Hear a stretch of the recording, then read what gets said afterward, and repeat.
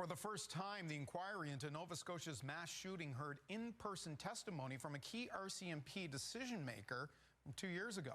The retired staff sergeant offered details about why decisions were and were not made. CTV's Heidi Petrachik is at the hearings again for us tonight. That's unheard of. I had never heard that in my career. Retired Mountie Staff Sergeant Steve Halliday was among those making key decisions in the early hours of the April 2020 tragedy, aware of what frontline officers were going through amidst the chaos in Portapique. Those are probably some of the bravest people that I've ever met. The 911 call that night from Jamie Blair before she was killed described Gabriel Wortman's car as decked and labeled RCMP.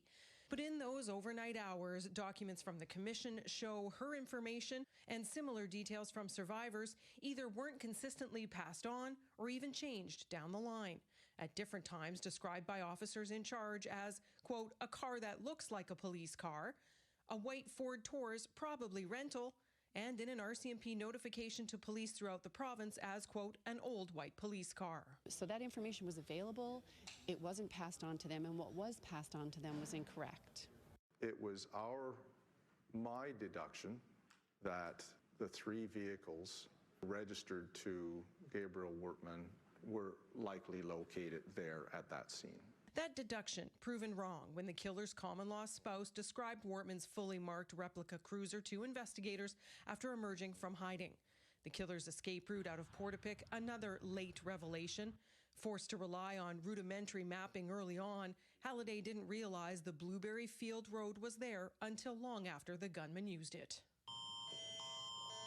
As for alerting the public, Halliday says he didn't know the public alert system could be used for this.